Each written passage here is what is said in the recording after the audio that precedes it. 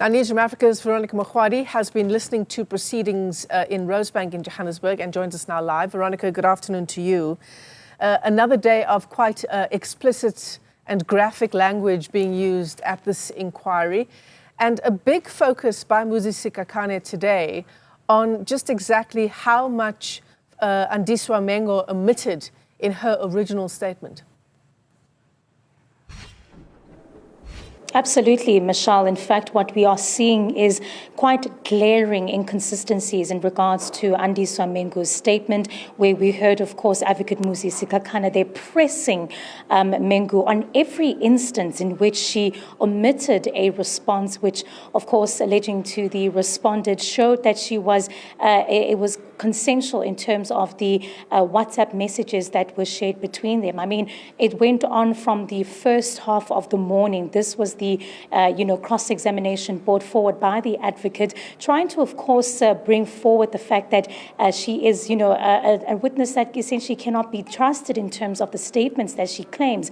And of course, you'd understand, Michelle, that omitting some of these responses does then question, of course, the statement and the, of course, what she's put forward in terms of the sexual harassment by the judge. Some of the messages that we heard today were WhatsApp messages where the judge president would ask, by the way, are you very tender? And to which she would respond very seemingly, given the fact that she was entertaining some of the, messages that was being sent by the judge president. And this has been the ongoing incident this morning. Reflecting back now, looking at some of the things that she had said, we have taken, of course, a short adjournment at this time to also continue looking at her statements and some of the things that she had said in reflection to the responses that she has left out. Key part of this evidence continues to be the WhatsApp messages that were sent.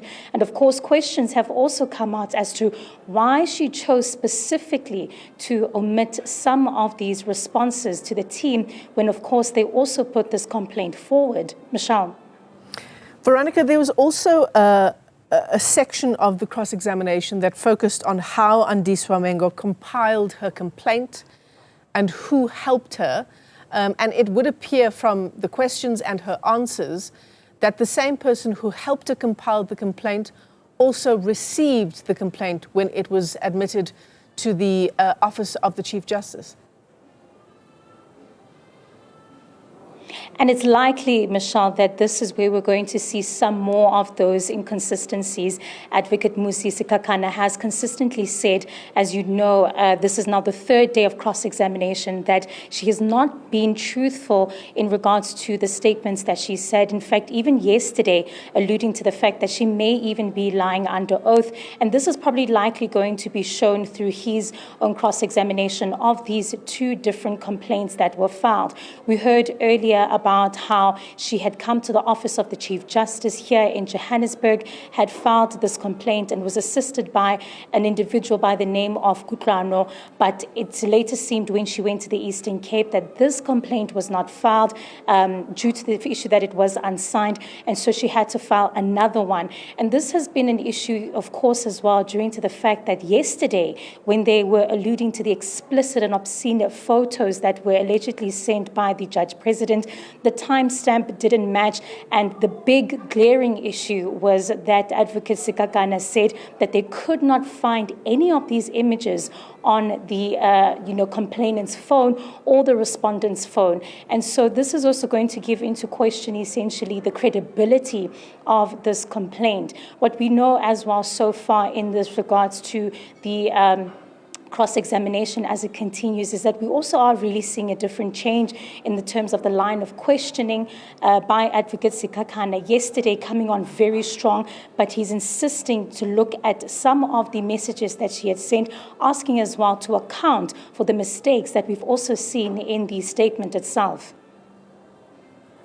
Veronica, so there's an adjournment now until 1:45, and the judge presiding over this inquiry, Judge Ngwepe, saying that 1:45, and that is only if Andiswa Mengo has indeed completed going through the documents she's going to be cross-examined on.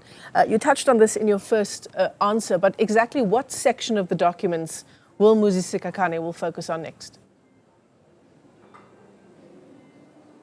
It's likely that he is expected to focus on what was typed out in terms of the statements and, of course, the time and the trail of each and every complaint that she had. You would also remember that a part of this evidence that has been led mainly consists from WhatsApp messages, and so there will probably be a comb through, as we saw earlier during the day, of what exactly was said, how it was responded to, and how it obviously incorporates into this statement and this official formal complaint that was lodged by Andiswa Mengo. A very big part of this, and what we've been anticipating today as well, has been, apart from the use of social media, the use of the tonality in terms of the way she responded to some of his messages, some of those explicit and graphic messages. And so we are awaiting as well those experts to come and perhaps maybe see a contradiction between the way she responded and what she had detailed in her complaint of sexual harassment.